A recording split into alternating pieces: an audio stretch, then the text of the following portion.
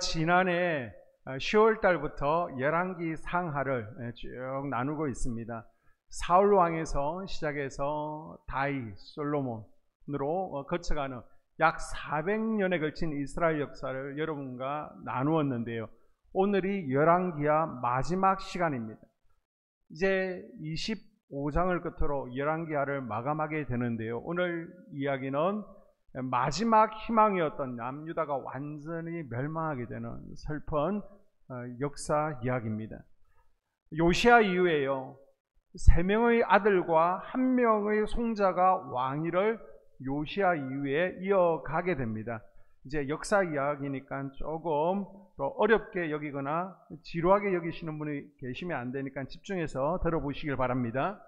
자, 요시야가 죽고 나서 두 번째 아들 요아스가 왕위에 오릅니다. 아니, 큰아들이 있잖아요. 그런데 백성들이 볼 때 요아스가 더 똑똑했어요. 둘째 아들보다 더 유능해서 둘째 아들 요아스를 왕위에 올리게 됩니다.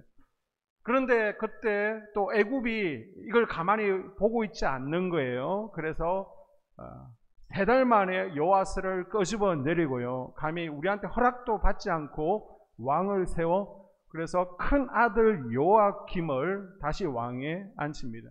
원래 이름은 엘리야김이에요. 그런데 너희들은 이제 이집트 나에게 바로인 너구에게 복종하라는 의미에서 이름을 엘리야김에서 요아김으로 바꿔버려서 우리는 일반적으로 여호야김이라고 부르게 됩니다. 자, 요아김은요, 이사야 선지자를 톱으로 잘라서 죽였던 므낫세처럼 악한 왕이었습니다. 선지자들을 많이 죽였습니다. 하나님께서 가만 둘 리 없죠. 그래서 요아김은요, 바벨론의 포로로 끌려가서 왕인데도 포로의 신분에서 죽게 됩니다. 그리고는 이제 요아김의 아들 요야긴이요, 19대 왕이 되어서 통치를 하게 되는데 아버지하고 똑같은 거예요. 어떻게 아들들은 아버지하고 똑같은지. 이렇게 똑같이 악으로 통치하다가 바벨론의 2차 공격을 받게 됩니다. 그래서 바벨론의 2차 공격 때 누가 잡혀가느냐? 에스겔과 많은 유능한 인물들이 잡혀가죠. 그때 함께 포로로 끌려가게 됩니다. 그리고 바벨론 왕은요, 요야긴의 삼촌되죠. 그러니까 요시야의 막내 아들 맏다디아를 이제 왕으로 세워두는 거예요. 그리고는 맏다디아의 이름을 시드기야로 바꿔버립니다. 나는 내 이름도 마음대로 바꿀 수 있는 절대 권력자다. 그러니까 절대 배신해서는 안 된다라는 경고의 메시지로 이름을요, 맏다디아에서 시드기야로 바꿔버린 거예요. 이 시드기야는요, 21살에 왕이 되어집니다. 그리고 11년을 통치하게 되는데 선지자 예레미야의 권고를 듣지 않고 무시하다가 남유다를요, 라면에 밥 말아 먹듯이 말아먹고 비참한 최후를 맞이하게 되죠. 자, 여기까지를 다시 한번 정리해 보게 되면요, 요시야 이후에 왕들이 쭉 4명으로 이어지는데요, 3명의 아들과 1명의 손자가 통치하죠. 그래서 요아스, 그리고 요야긴 손자입니다. 그리고 다시 아들 시드기야가 통치를 하다가 남유다가 이제 망하게 됩니다. 자, 오늘은요, 요시야 다음 요아스나 또 요야김이나 요야긴이나 이 시대를 지나서 시드기야 왕이 유다를 어떻게 밥말아 드셨는지 그 이야기를 좀 해보려고 합니다. 자, 열왕기하 24장, 25장의 스토리를 보게 되면요, 바벨론의 3차 공격이 있었습니다. 바벨론의 침공을 받는 유다는 이제 마지막 방어선이 저 예루살렘 아래쪽에 있는 라기스라는 곳이 있고요, 또 서쪽으로 아세가라는 지역에 있는데 이곳이 뚫리면 예루살렘이 뚫리는 거예요. 그런데 드디어 두 성읍이 무너지고 시드기야 왕 9년 10월 10일에 느부갓네살은 예루살렘을 포위하게 됩니다. 이렇게 정확한 연도와 날짜가 있다는 것은 성경이 진짜다, 역사다라는 것을 지금 정확하게 얘기해 주고 있는 거예요. 아멘. 역사 고고학적으로도 이미 기록들이 있습니다. 이제 예루살렘 성 하나만 달랑 남아 있는 거예요. 그런데 우리가 사무엘 상하에서 보았듯이 예루살렘은요, 천연 요새입니다. 쉽게 항납시킬 수 없는 거예요. 그런데 이스라엘은 문을 걸어 잠그고 이제는 공성전을 펼치고 있습니다. 바벨론 왕은 여기에 에너지를 소비할 수 없으니까 만약 항복하면 내가 이런 것을 해주겠다, 호의를 베풀겠다 제안합니다.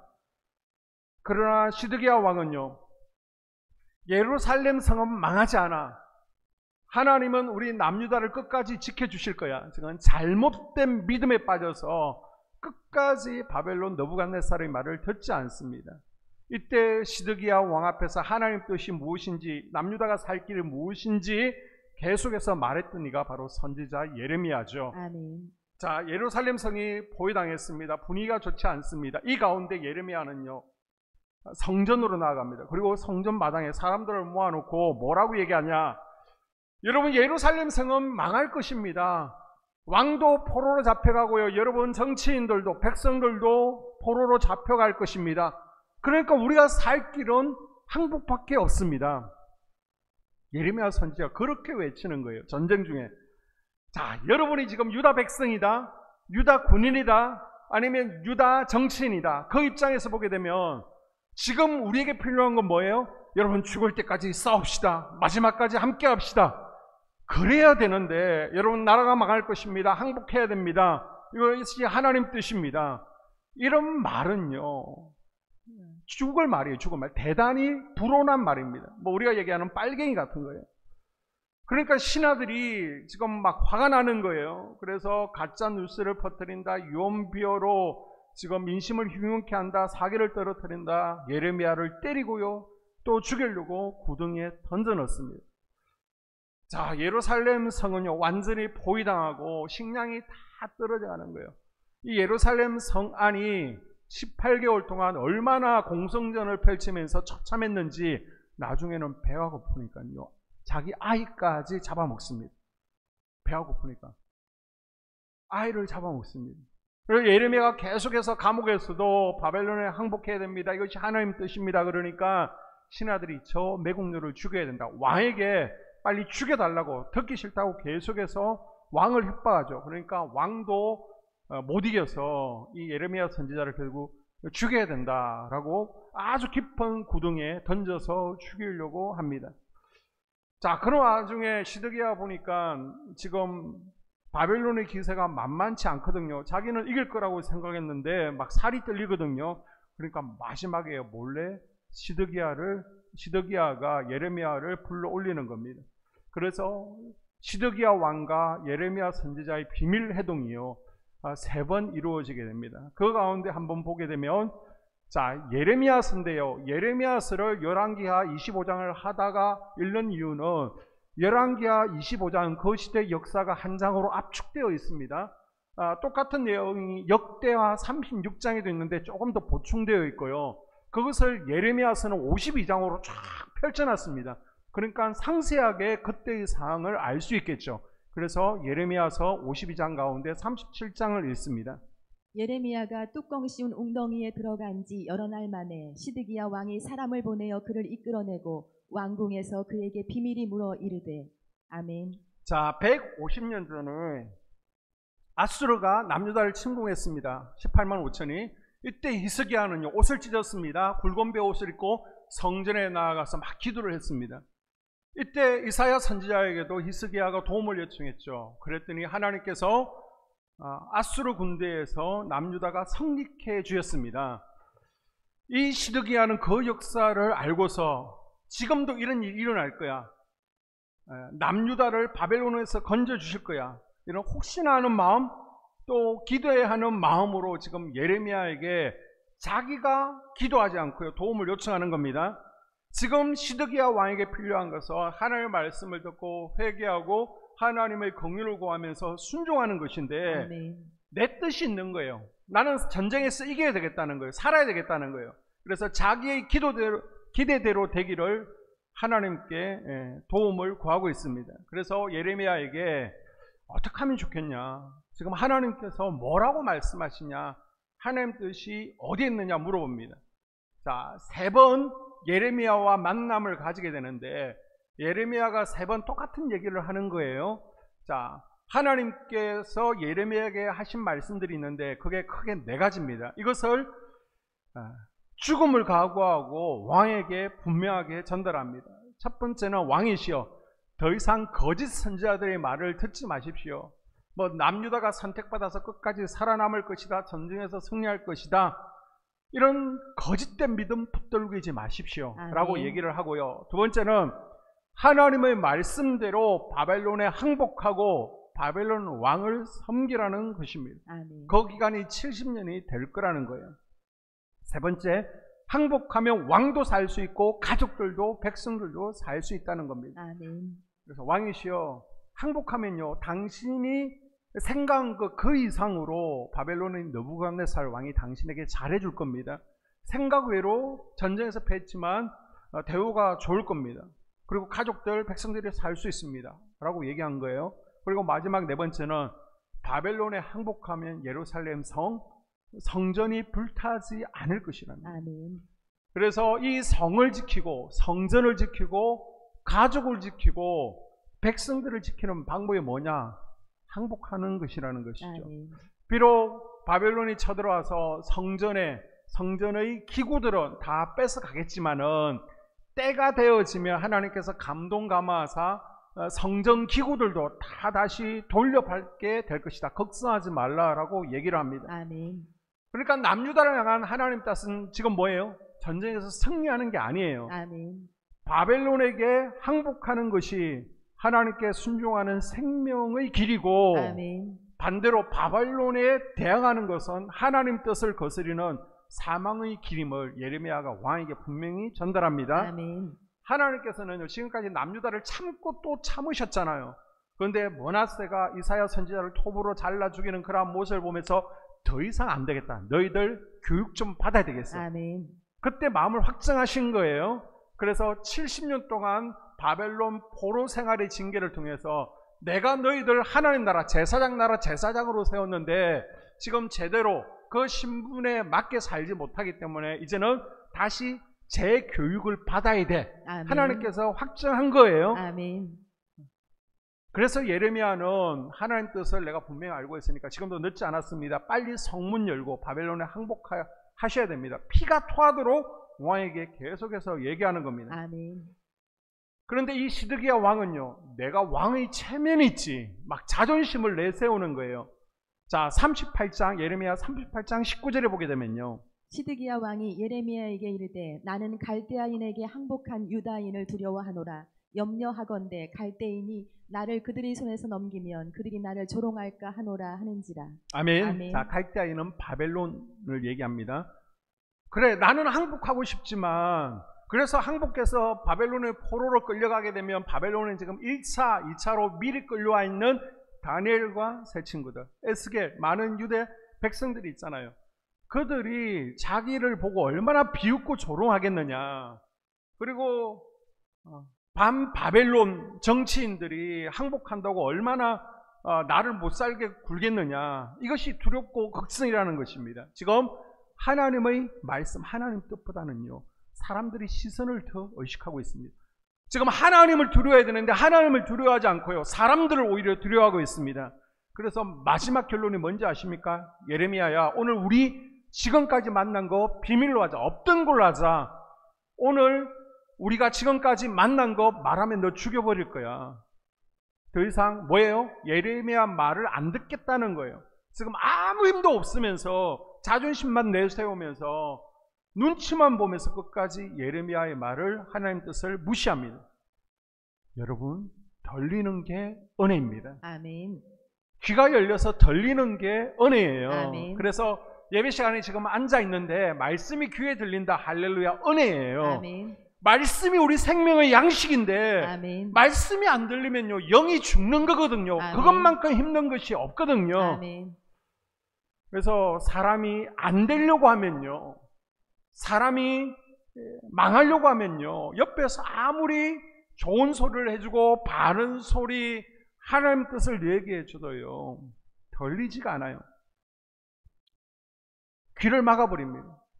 그래서 뭐 교회 집사님에게, 집사님 지금 몸도 좋지 않으신데 뭘 그렇게 매일 담배를 피우십니까? 제발 담배 좀 끊으십시오. 이게요, 더 아프려고 그러면 안 들리는 거예요. 목사님, 모가지는 끊어도요, 저는 담배는 끊지 못합니다. 이런다니까요. 오늘 열왕기하 25장에 시드기야를 통해서 하나님께서 우리에게 말씀하시는 메시지가 뭐예요? 나는 하나님 보실 때 하나님을 무시하고 내 중심으로 살아가고 있는 사람인가? 하나님 말씀에 순종하는 순종의 사람인가? 그걸 한번 체크해 보라는 것입니다. 아멘. 우리는요, 쉬운 것만 자꾸만 들으려고 하고 좋은 것만 순종하려고 합니다. 내게 조금 손해가 되어진다, 듣기 싫다 그러면요, 온갖 변명을 갖다 대고 내 합리화, 자기 합리화를 해버리는 겁니다. 여러분, 잘못된 것이 있으면요, 변명하고 합리화하는 것이 아니라 고치려고 결단을 해야 됩니다. 아멘. 여러분, 믿음이 뭐예요? 하나님 뜻이 있습니다. 하나님 말씀이 있습니다. 내 생각이 있습니다. 그럼 뭘 따라가야 돼요? 내 생각을 따라가는 거예요? 하나님 말씀을 따라가는 거예요? 내 생각과 다를지라도 하나님 말씀을 따라가는 게 그게 바로 믿음이라는 것입니다. 아멘. 내 생각과 다를지라도 아멘. 아멘. 그게 순종이에요. 그래서 아멘. 1층 침교실에 가면 크게 벽에다가 뭐라고 붙여놨어요? 우리에게 필요한 것이 믿음. 내 생각과 다를지라도 말씀을 따라가고 순종하는 삶을 우리가 살아가야 된다는 것입니다. 아멘. 아멘이 안 되면요, 복종이라도 하겠다는 결단이 우리에게 있어야 됩니다. 아멘. 여러분, 순종하느냐 불순종하느냐, 이건 사느냐 죽느냐의 중요한 문제입니다. 아멘. 하나님께서 우리에게 말씀하세요. 누구를 통해서? 하나님의 사람들, 영적 지도자를 통해서, 아멘. 성경 말씀을 통해서, 아멘. 또 성령님을 통해서, 그리고 매일 일어나는 크고 작은 일들, 사건 사고를 통해서 하나님께서 끊임없이 나에게 말씀하십니다. 아멘. 이때 내 생각과 다를지라도, 아멘. 내 기도와 다를지라도 아멘. 내 생각을 십자가에 못 박고 아멘. 전심으로 주님을 따라갈 때, 아멘. 이게 분명 돌아가는 길 같아요. 이게 분명 고난이에요. 그러나 이 길이 사는 길이고 아멘. 생명의 길이고 아멘. 풍성한 삶을 사는 길인 줄로 믿고 따라갈 수 있기를 바랍니다. 아멘. 자, 그리고 얼마에 586년 되었습니다. 기원전 586년 시드기야 11년 4월 9일입니다. 드디어 예루살렘 성은 함락당하고요, 완전히 멸망당하게 됩니다. 시드기야는요, 성이 함락되기 전날, 야, 우리가 졌구나, 미리 도망가 버립니다. 그래서 성에 구멍을 내고요, 실로암 옆에 있는 작은 문을 통해서 막 여리고 쪽으로 도망가 버리는 겁니다. 그런데 성내에는 또 친바벨론 정치인들이 있잖아요. 그래서 바벨론 군사들에게 우리 왕이 얼라리걸라리 도망갔습니다 알려주는 거예요. 그러니까 바벨론 군사들이 얼른 뒤쫓아가서 여리고 평야에서 왕을 잡아옵니다.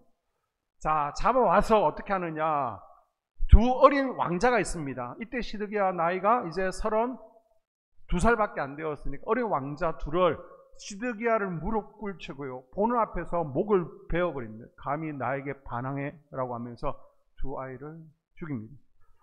그때 야, 내가 예레미야 선지자의 말을 무시 않고 들을 것, 아마 뼈저리게 후회했지만 이미 늦은 거예요.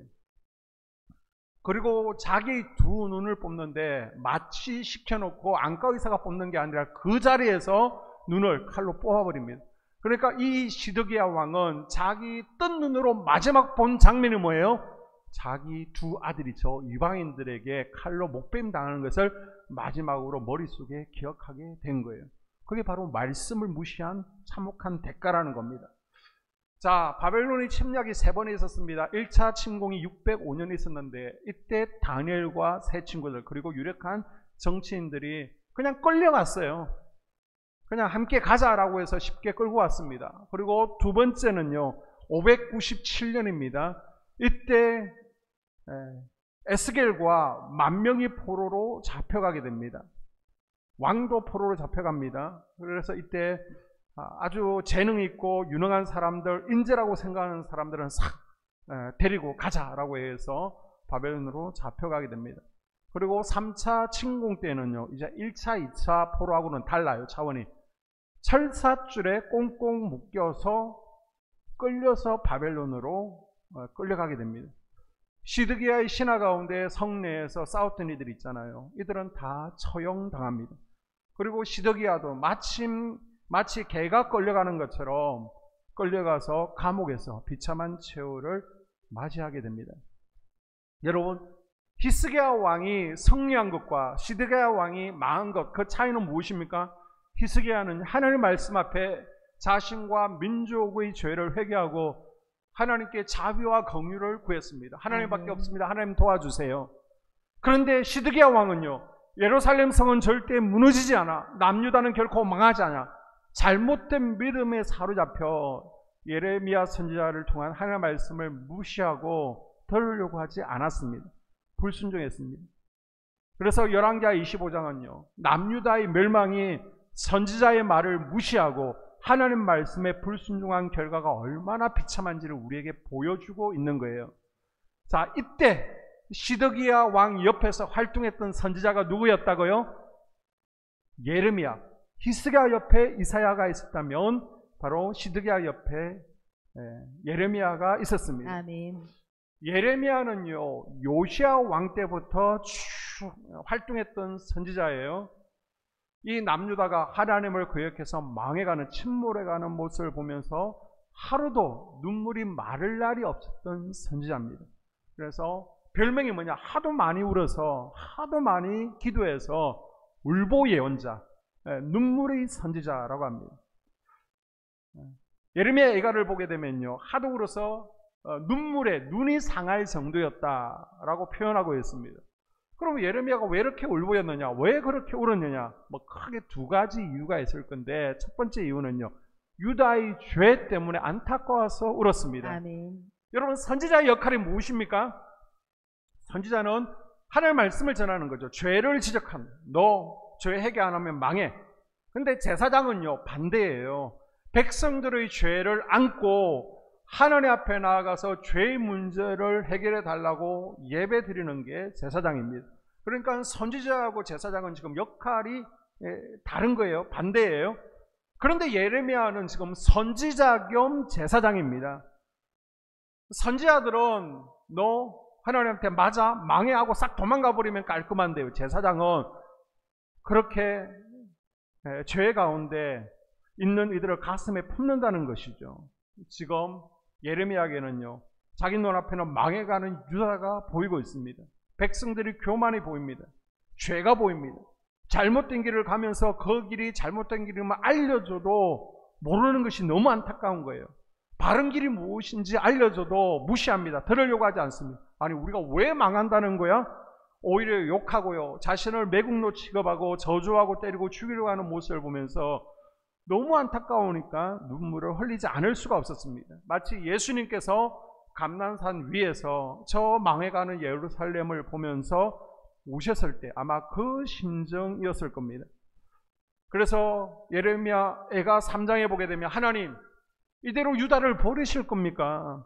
하나님은 당연히 지키시고 또 치료하시는 것을 좋아하는 분이지 않습니까? 제발 우리 남유다에 긍휼을 베푸셔서 살피시고 돌봐 주십시오. 아멘. 싸매고 치료해 주십시오. 아멘. 그렇게 기도하면서 예레미야 선지자는 많이 울었습니다. 아멘. 아마 예레미야의 눈물에는 예수 그리스도의 눈물이 담겨져 있었을 거예요. 아멘.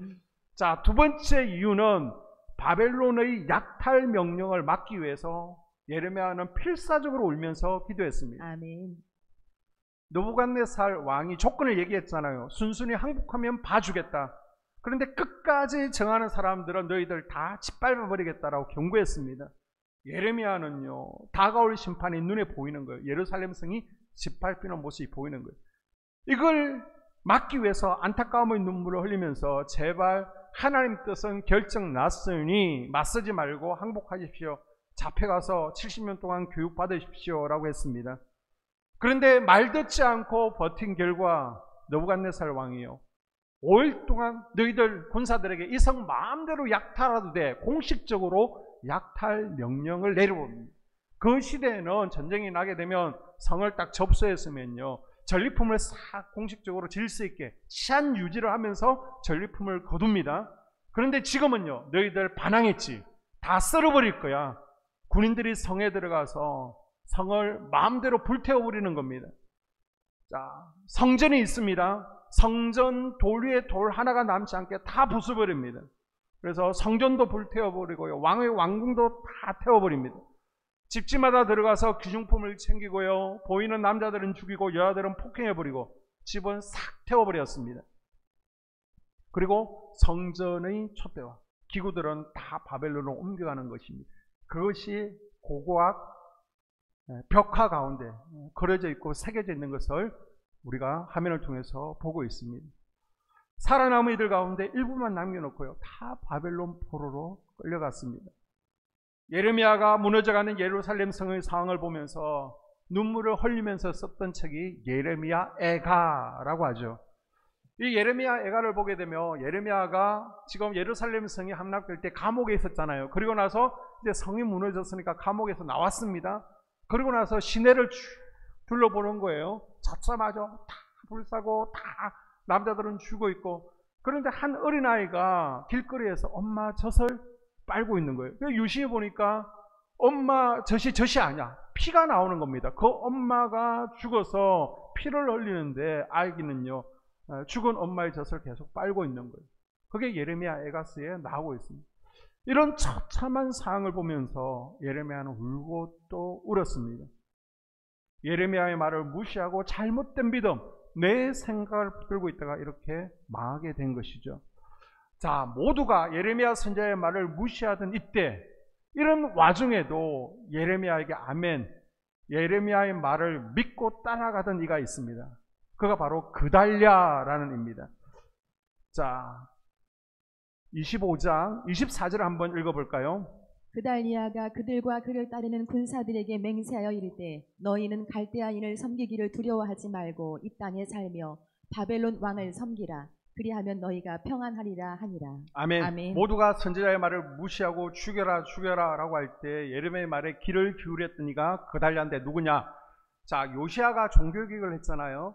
그때 성전에서 모세 오경 율법 가운데 신명기서가 발견되었습니다. 대제사장 hil기야가 이것을 요시야 왕이 가지고 왔습니다. 그래서 한 사람을 불려서 자, 서기관에게 성경을 읽어봐. 그때 성경을 읽었던 낭독자가 바로 사반인데요. 바로 이 그달랴의 할아버지가 됩니다. 그러니까 아멘. 믿음이 좋은 집안이죠. 아멘. 그러니까 그달랴는 하나님 뜻이 무엇인지를 알고 예레미야의 말을 무시하지 않고요, 따라가는 겁니다. 아멘. 예레미야와 똑같은 목소리를 내죠. 그 결과가 무엇입니까? 그달랴는요, 포로로 잡혀가지 않습니다.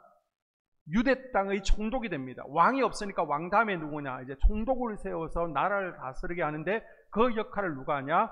사반의 손자였던 예레미야의 말을 무시하지 않았던 그달랴가 맡게 되고요. 아멘. 유다 땅에 남아있는 백성들을 다스리게 되죠.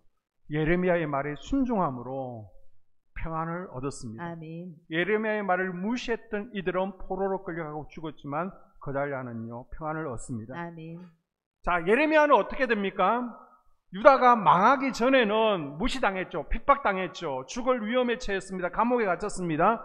그런데 이제 유다가 망하고 나니까 바벨론 왕과 바벨론 군사들, 적군들까지도 예레미야 선지자의 권위를 인정해 주는 거예요. 아멘. 함부로 하지 않는 거예요. 아멘. 그래서 다들 철사줄에 꽁꽁 묶어서 포로로 끌고 가잖아요. 그때 예레미야에게는 선택권을 주죠. 함께 바벨론으로 가서 편안하게 VIP 대접받으면서 살겠습니까? 아니면 여기에 있겠습니까? 예레미야는 남아있는 이들을 공의로 여기서 여기에 남겠다라고 하죠. 그러자 이제는 식량과 옷을 챙겨주면서 여기에 남도록 바벨론에서 배려를 해줍니다. 적군들조차도 신실했던 하나님의 종 예레미야를 인정하고 예우하죠. 아멘. 자, 이제 북이스라엘이 망했잖아요. 남유다도 망했습니다. 망하지 않게 해달라고, 하나님 은혜 부어달라고 예레미야가 그렇게 눈물을 흘렸었는데 예레미야의 기도는 응답되지 않은 것입니까? 예레미야의 눈물은 헛된 것이었습니까? 40년 동안 그렇게 눈물로 울며 기도했는데, 민족을 위해 기도했는데 우리가 볼 때는 응답이 없었던 것 같아요. 결실이 없었던 것 같아요. 그런데 에스라서 1장 1절을 보게 되면요, 바사왕 고레스 원년에 여호와께서 예레미야의 입을 통하여 하신 말씀을 이루게 하시려고 바사왕 고레스의 마음을 감동시키시고. 아멘. 아멘. 자, 우리가 이제 다음 주부터 신실하신 하나님, 예레미야의 기도 응답하신 하나님 에스라스를 쭉 또 살펴보게 될 것이에요. 자, 보게 되면 이제 70년 교육기간이 끝났다는 겁니다. 너희들 그동안 안식 없고 편히 쉬었지. 이제 제사장 교육 잘 받았지. 그래, 고생해서 돌아가라. 그냥 돌아가는 것이 아니라 너희들 성전 파괴됐잖아. 예배드릴 성전 지을 수 50억을 고레스 왕이 지어주면서 빨리 가서 성전 짓고 다시 돌아가라라고 합니다. 예레미야가요, 눈물로 민족을 위해서 기도했는데 그 기도가 헛된 기도가 아니었습니다. 아멘. 결국 그 기도에 하나님께서 응답하신 거예요. 아멘. 주님 앞에 나가서 우리가 눈물로 씨를 뿌릴 때에 그 절박한 기도 하나님께서 반드시 응답하시는 것을 믿고 포기하지 말고 기도할 수 있기를 바랍니다. 아멘. 그리고 예레미야가 2장 19절 이하에 보게 되면 초저녁에 일어나 부르짖을지어다. 내 마음을 주의 얼굴 앞에 물 쏟듯 할지어다. 갓길 어귀에서 주여 기진난 내 어린 자녀들의 생명을 위하여 주를 향하여 손을 들지어다 하였도다. 아멘. 아멘. 예레미야가 자기만 기도한 것이 아니라 백성들을 향해 뭐라고 얘기해요? 이제 자녀들을 위해서 눈물 흘리면서 기도의 손을 들고 기도할 것을 당부하고 있습니다. 아멘. 십자가에 달렸던 예수님도 마찬가지예요. 여인들이 십자가에 달려 고통스러워하는 죽어가는 예수님 보면서 울 때에 여인들이여 나를 위하여 울지 말고 너희 자녀들을 위해 기도하라. 너희 자녀를 위해서 울라라고 하셨습니다. 아멘. 중요한 것은요, 눈물이 하나님 마음을 움직이는 줄로 믿습니다. 아멘. 요엘서 2장에 보게 되면요, 백성들이 하나님 앞에 죄를 범합니다. 그때 요엘 선지자가 외치는 말씀을 백성들이 듣죠. 무시하지 않죠. 그리고 성전에 모여 아멘하면서 눈물로 하나님께 기도하게 됩니다. 아멘. 그래서 2장 18절에 보게 되면 하나님께서 그 눈물을 보시고 아멘. 하나님의 마음이 뜨거워져서 아멘. 그들을 용서하셨다라고 하고 있습니다. 아멘. 눈물을 보시고 하나님 마음을 바꾸신 거예요. 아멘. 영국의 유명한 목사인 스펄전 목사님이 이런 말을 하셨습니다. 마른 눈으로는 천국에 들어갈 수 없다. 그만큼 우리 기독교인들에게 눈물은 중요하다는 것입니다. 아멘. 오늘 우리의 문제가 뭐예요? 하나님 앞에 눈물이 말라버렸던 것 아닙니까? 울고 싶어도 흘릴 눈물이 없다는 겁니다. 여러분 기도하면서 언제 울어보셨습니까? 눈물을 다시 회복해야 됩니다. 아멘. 이 마지막 때 하나님의 진노의 대접이 쏟아지는 이때에 우리가 두 손 들고 우리 가정을 위해서, 내 남편을 위해서, 내 자녀들을 위해서, 이 민족을 위해서 두 손 들고 하나님 심판을 연기해 주십시오. 아멘. 긍휼히 여겨 주십시오. 아멘. 눈물로 기도할 수 있는 예레미야가 될 수 있기를 바랍니다. 아멘. 때로는요, 우리가 기도한 것과는 달리 하나님께서 응답해 주실 수 있습니다. 내가 가정을 위해서, 또 자녀를 위해서, 남편을 위해서, 생업을 위해서, 또 건강을 위해서 기도하는데요, 하나님께서 다르게 응답하실 수도 있습니다. 만약 건강을 위해서 하나님 나를 완치시켜 주세요 라고 기도했는데 하나님의 특별 치유가 아니라 하나님께서 때로는 좋은 의사를 붙여줄 수도 있고요, 또 좋은 약을 소개받기도 하시는 거예요. 아멘. 우리가 기도하기만 하면 아멘. 하나님은 반드시 합력해서 선을 이루어 주시는 분이십니다. 아멘. 오늘 말씀의 결론입니다. 우리에게도요, 예레미야의 눈물이 있을 수 있기를 바랍니다. 아멘. 예레미야는요, 하나님의 말씀 전하다가 정치인들에게 핍박당했습니다. 백성들이 끊임없이 무시당하고 핍박받았습니다. 그러나 마지막까지 눈물로 기도하며 호소하고 외쳤습니다. 아멘. 지금 우리 가정에, 내 주변에 예수님을 알지 못하는 가족, 남편, 자녀들, 그들을 보면요, 마치 망해가는 예루살렘의 모습, 그거 아닙니까? 예레미야의 눈에는요, 포로로 끌려가는 유다 백성들의 모습이 보였는데 지금 내 눈에는 마귀의 포로로 조종당하고 끌려가고 있는 우리 가족들의 모습이 보이지 않습니까? 여러분, 포기하지 마시고요, 안 된다 하지 마시고요, 아직 멀었다 하지 마시고요, 눈물로 우셔야 됩니다. 아멘. 마지막 시대를 살아가는 나는 하나님의 말씀을 무시하고 자존심만 내세우는 시대기아가 되지 않겠습니다. 아멘. 비록 무시당하고 협박당해도 내가 예레미야의 눈물로 살겠습니다. 아멘. 가정을 위해서 눈물 흘리겠습니다. 아멘. 자녀들의 영적 성장과 믿음을 위해서 눈물 흘리겠습니다. 아멘. 교회를 위해서, 나라와 민족을 위해 눈물 흘리는 예레미야가 되겠습니다. 아멘. 우리가 그렇게 결단하고 기도하자고요. 아멘. 오늘 하나님께서 오늘 말씀을 통해서 말씀을 무시하는 시드기야의 삶을 살아갈 것인지, 아니면 예레미야처럼 나라를 가슴에 품고 우리 가정을 가슴에 품고 눈물로 기도하는 예레미야가 될 것인지 결단하라라고 우리에게 말씀하십니다. 아멘. 주님, 내가 시드기야가 아니라 예레미야가 되겠습니다. 아멘. 결단을 이 시간 될 수 있기를 바랍니다. 아멘. 우리가 함께 이 시간 눈을 감고 기도할 때